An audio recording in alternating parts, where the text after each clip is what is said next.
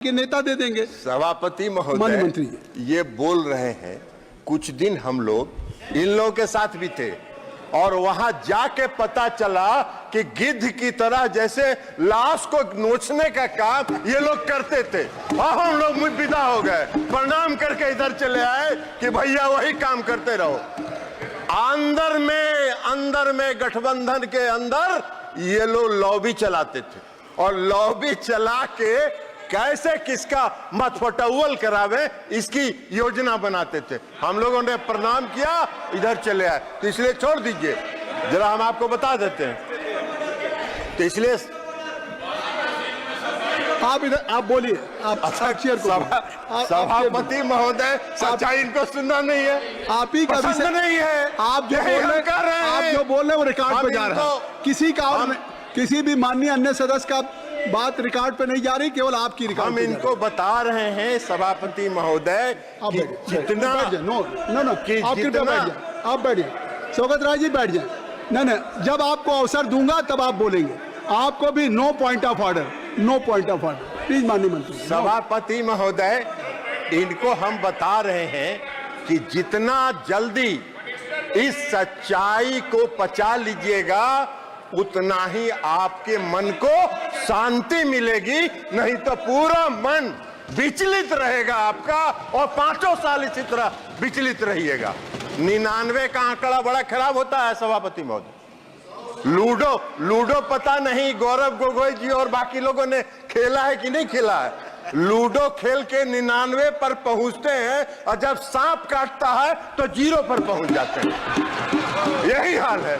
तो इसलिए जरा इनको मन की शांति को जितना जल्दी ये शांत कर ले और देश की सच्चाई को जितना जल्दी ये स्वीकार करेंगे उतना ही इनके लिए चैन मिलेगा, इनको भी चैन मिलेगा और देश को भी चैन मिलेगा। और इस देश में जो नरेंद्र मोदी जी ने आत्मनिर्भर बनाने का जो काम प्रारंभ किया है वो आगे बढ़ता रहेगा, उसमें व्यवधान ये नहीं डालने का प्रयास करें।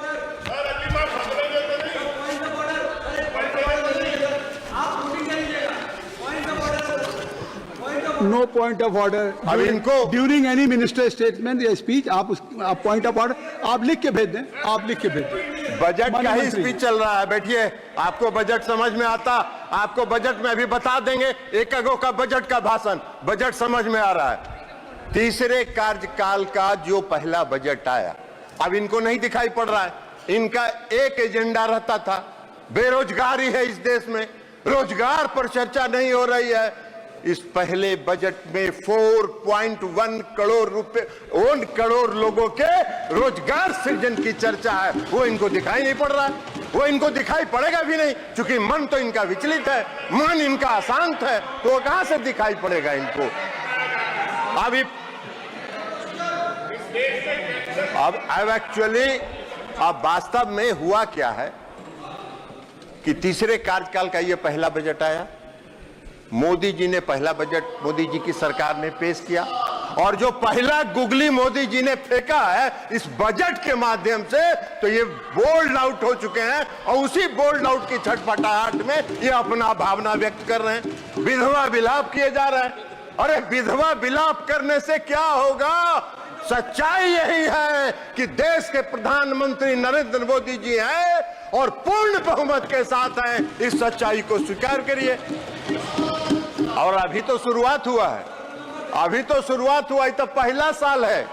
अभी 5 साल देखिए, 5 साल के बाद मैदान में कहीं नजर नहीं आइएगा। वही होगा कि 99 पर सांप काटेगा और 0 पर पहुंचिएगा, यही होने वाला है।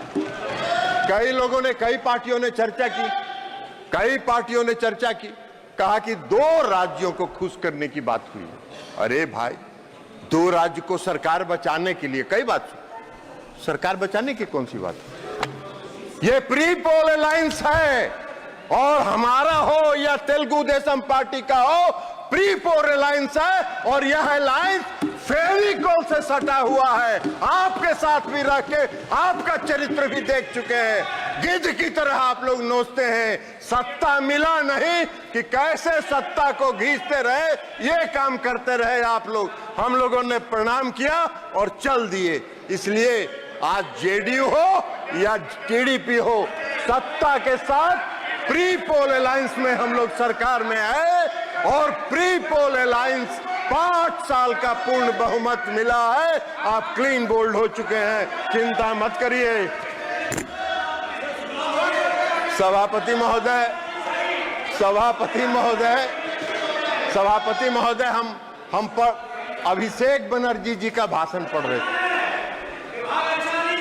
अच्छा विभाग, आपको ये सब यही काम तो करते रहे आज तक आप लोग। आप लोग यही काम करते रहे। आप चेयर को गिद्ध के तरह कैसे नोचना है, ये सब नहीं होता है यहाँ।